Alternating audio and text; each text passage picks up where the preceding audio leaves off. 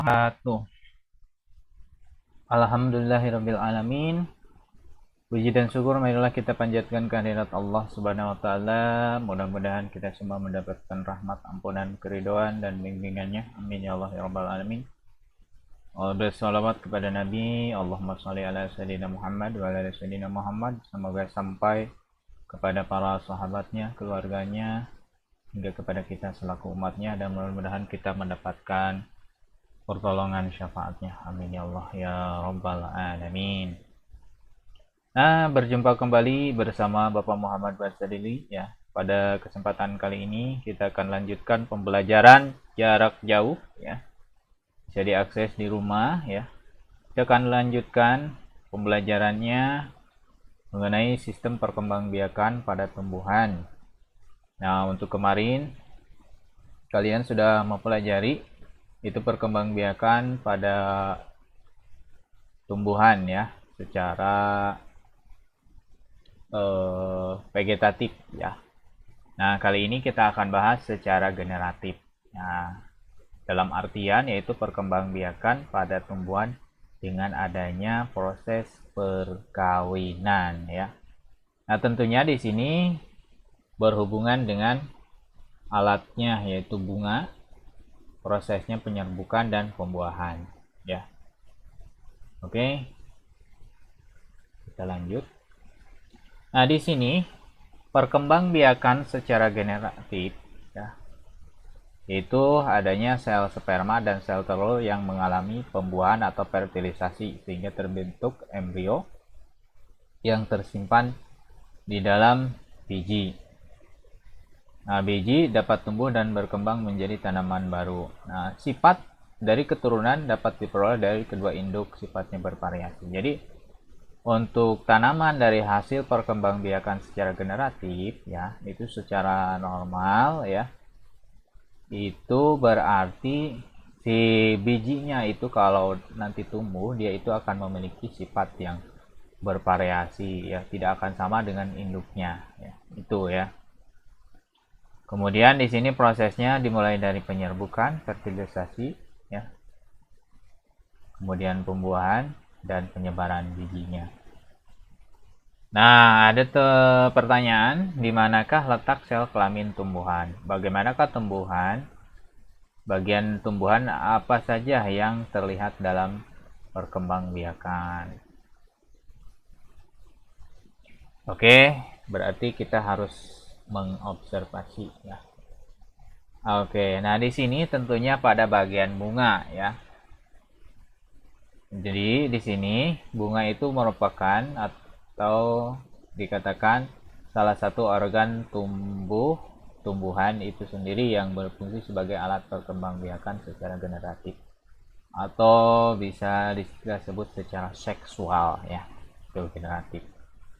Nah, di sini pada bunga umumnya bunga yang lengkap dia itu biasanya kalau untuk bunga yang satu rumah ya, yaitu ditandai dengan adanya organ kelamin jantan dan organ kelamin betina ya, di sini ya.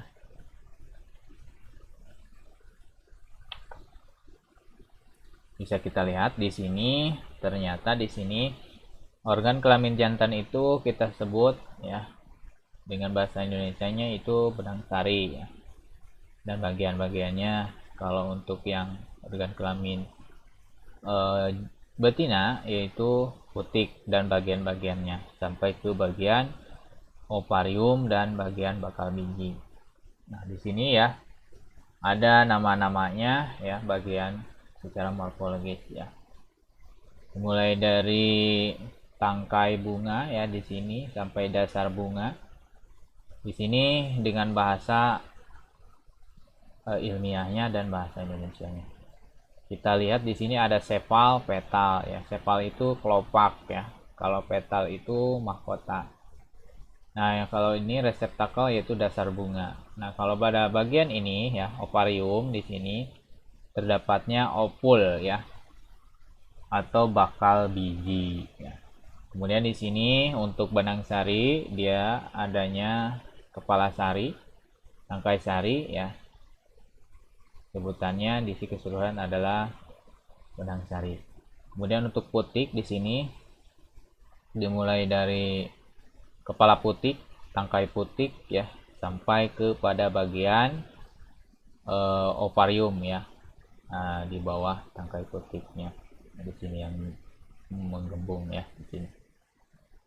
Tentunya di sini ada bagian-bagian ya untuk memperindah bunga itu sendiri, tentunya pada bagian luar ya. Paling bawah dimulai dari kelopaknya dan mahkota, itu adalah bagian pendukung untuk estetis untuk bagian bunga. Nah, untuk bagian kelamin ya, itu dimeliputi dari benang sari atau stamen di sini, dan bagian putik ya, yang meliputi stigma, stilus, serta ovarium ya. Itu bagian organ kelamin betina. Nah, untuk sel kelaminnya di sini ada serbuk sari, polen, ada sel telur, ovum. Nah, serbuk sari nantinya akan membelah diri menjadi mikrosporofil ya. Biasanya istilahnya mikrosporofil. Untuk sel telur yaitu ada megasporofil ya. Itu istilah kami. Oke. Nah, untuk penyerbukan itu sendiri di sini adalah di mana proses terjadinya jatuhnya serbuk sari ke kepala putik. Jadi tetap ya, putik itu ya, nanti si serbuknya itu harus berpindah ya atau menempel ke kepala putiknya ya, supaya bisa terjadinya proses secara kimiawi ya, sampai terjadinya proses pembuahan nantinya. Jadi di sini penyerbukan terlebih dahulu ya. Jadi di sini penyerbukan ya ada beberapa macam, tergantung kepada jenis bunga itu sendiri atau jenis tanamannya. Ada yang bersifat penyerbukan sendiri ya, maksudnya serbuk sarinya yang berasal dari bunga itu sendiri ya. Jadi penyerbukan satu rumah ya atau sendiri, otogami ya. Jadi serbuk sarinya berasal dari bunga itu sendiri. Kemudian penyerbukan tetangga ya, ada istilah geitonogami. Ada penyerbukan yang berasal dari serbuk sari berasal dari tanaman lain ya. Jadi tanamannya tidak satu pohon misalnya. Tanaman yang lain maksudnya, jadi si bunganya itu ya berada di dalam satu pohon ya. Tetapi bunganya itu antara bunga yang satu dengan bunga yang dua gitu ya. Itu tetangga. Tapi masih dalam satu pohon ya untuk tetangga itu. Kalau untuk penyerbukan silang ya, alogami atau xenogami di sini, yaitu di mana si serbuk sarinya itu berasal dari tumbuhan lain ya. Jadi beda pohon bisa ya. Itu silang beda pohon, tapi masih dalam satu jenis tanaman atau tumbuhan itu sendiri. Kemudian kalau untuk penyerbukan bastar, hidrogami, yaitu serbuk sarinya itu berasal dari tumbuhan lain dan berbeda jenis, tetapi memiliki satu sifat yang berbeda misalnya.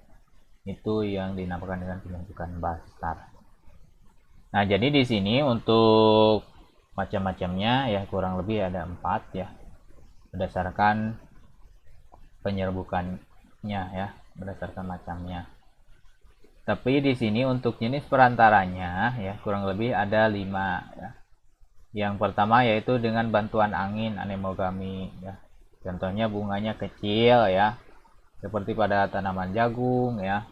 Nah, biasanya itu memungkinkan ya dibantu dengan angin ya. Jadi dengan adanya angin ya, hembusan angin itu memungkinkan si serbuk sarinya bisa terbang dan menempel di kepala putiknya.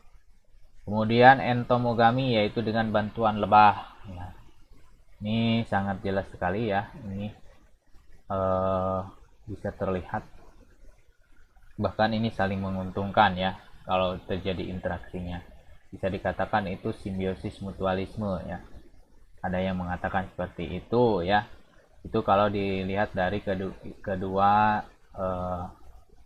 makhluk hidup yang berinteraksinya ya. Tetapi di sini kalau dilihat dari bentuk penyerbukannya dibantu dengan lebah atau entomogami ya. Contohnya di sini warna cerah kuning ya, itu terdapat pada bunga yang demikian. Tetapi di sini bunganya juga ada madunya biasanya. Karena apa? Karena si lebah itu membutuhkan sari-sari madu ya. Nah, kemudian si serbuk sarinya bisa menempel di kaki-kaki lebah dan terpindah ke kepala putik bunga itu sendiri ya. Contohnya di sini bunga matahari ya, atau bunga yang lainnya ya. Kemudian yang ketiga ada istilah ornitogami, yaitu dengan bantuan burung ya, burung pemakan madu ya, kolibri. Di sini biasanya bunganya besar, merah cerah. Tentunya dengan bunga besar otomatis si bunga tersebut mampu menopang ya pada saat si burung tersebut hinggap ya di bunga tersebut untuk mengambil sari madunya. Atau pada keadaan tersebut yang memungkinkan ya si serbuk sari menempel pada kepala putik dengan bantuan burung tersebut ya. Jadi tergoyangkan ya atau terpindahkan ya. Kalau yang keempat yaitu ada istilahnya dengan kriptogami, yaitu bantuan kelelawar ya. Sama ya, bunganya ada sari madunya ya. Warnanya menarik dan ada baunya. Terutama di sini untuk tanaman bunga yang mekarnya pada malam hari. Salah satunya tanaman kaktus ya. Ya, seperti jenis kaktus itu seperti buah naga ya, atau buah pokoknya sekelompok tanaman-tanaman kaktus yang sudah berbunga ya untuk menghasilkan buah. Di sana bisa memungkinkan ya dibantu dengan adanya kelelawar ya. Kemudian yang kelima yaitu dengan bantuan manusia, antropogami. Jadi di sini biasanya bunganya berumah dua. Maksudnya satu pohon hanya memiliki satu jenis kelamin. Misalnya ada bunga jantannya, ada bunga betinanya. Tentunya di sini harus dibantu oleh manusia ya, dengan ditusuk atau diambil si bagian serbuk sarinya lalu ditempelkan di kepala putik bunganya dengan bantuan manusia. Contohnya tanaman anggrek, bunga paneli ya, dan tanaman atau tumbuhan salam. Nah, itu adalah proses-proses macam-macam bentuk perantara penyerbukan dan macam penyerbukan itu sendiri ya. Bisa dipahami ya. Nah, jadi di sini untuk proses perkembangbiakan secara generatif ya. Tentunya di sini adalah prosesnya ya secara siklus. Dan seperti ini. Tentunya ya di dalam bunga itu di sini ya ada sel induk, baik itu calon pembentuk sel telur maupun pembentuk sel kelamin jantan. Nah, pada serbuk sari ya di sini dan pada ovarium ya, pada bagian bakal biji ya di sini tentunya mengalami pembelahan ya di bakal biji dan di bakal kepala sari ya, ke bakal serbuk sari di sini. Sama-sama mengalami pembelahan ya.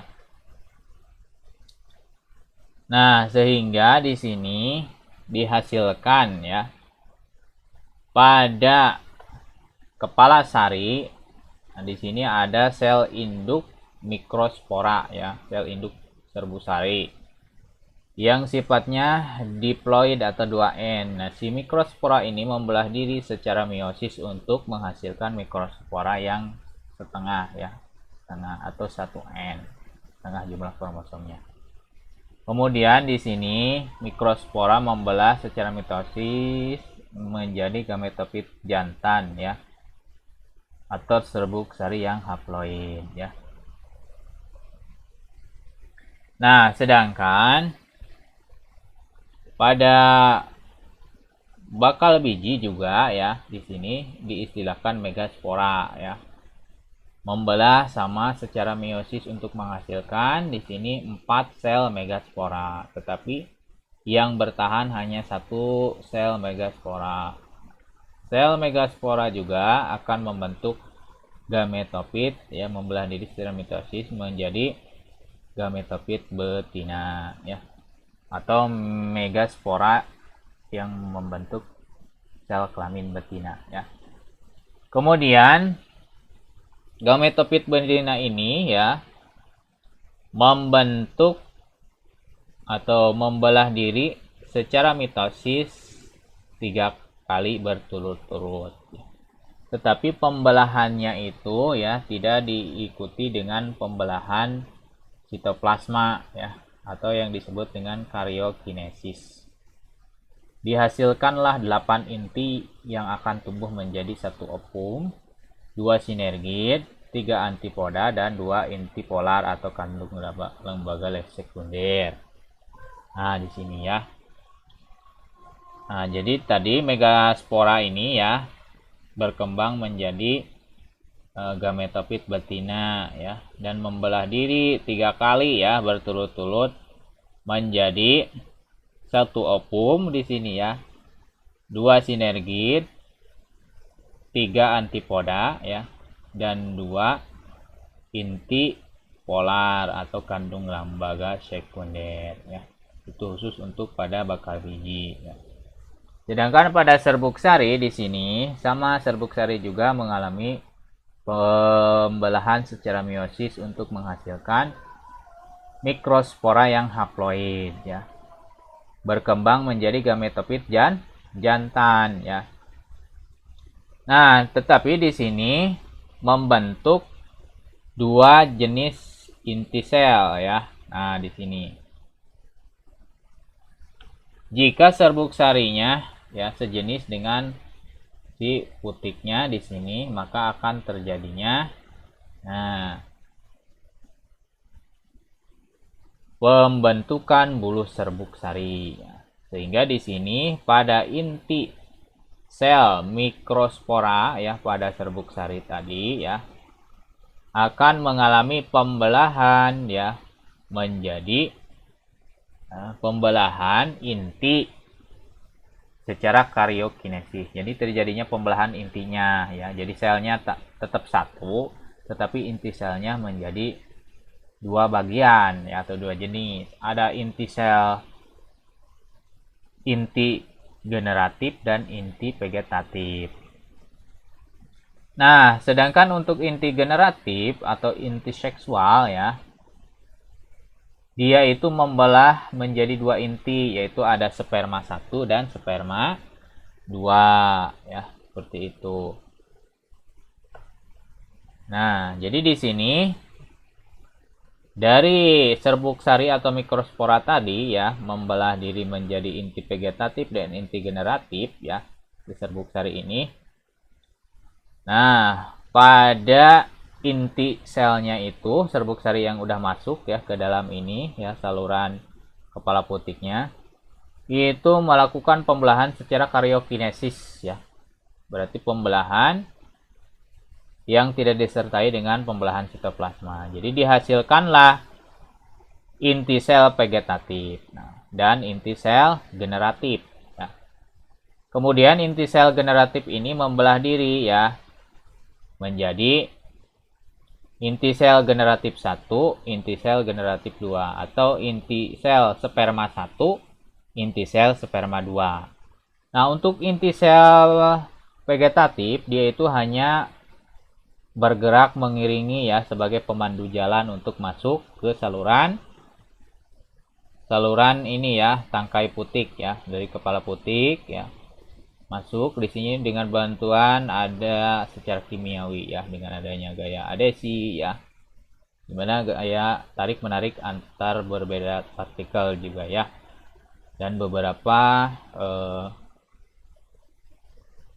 nutrisi yang lainnya ya, seperti air ya ataupun gula yang membantu proses majunya atau jalannya si serbuk sari ataupun mikrospora yang sudah membentuk 3 inti ya, baik itu inti vegetatif, inti generatif 1, inti generatif 2. Masuk ke sini melalui saluran polen ya, sampai ke saluran di sini mikrofil ya, saluran telur ya.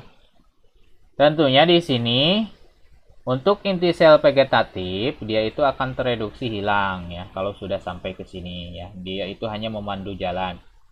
Setelah itu, setelah masuk ke sini ya, untuk inti sel generatif 1 atau inti sperma 1 itu membuahi sel ovum ya, sel telur, membentuk zigot yang akan berkembang menjadi embrio dan biji. Sedangkan untuk inti sel generatif 2 atau inti sel sperma 2 itu membuahi inti kandung lembaga sekunder yang ini ya, 2 inti polar ini yang akan membentuk endosperma ya sebagai cadangan makanan ya. Seperti itu. Kemudian terbentuklah biji yang sesungguhnya ya. Nah, untuk daging buah ini ya terbentuk dari ovarium ya, dari bagian yang menggembung ini ya. Nah, dari bagian ini ya. Bagian yang menggembung ini ya akan membentuk berkembang menjadi daging buah. Seperti itu ya. Jadi inti sel sperma 1 akan membuahi ya, sel telur menjadi zigot dan tumbuh menjadi embrio ya.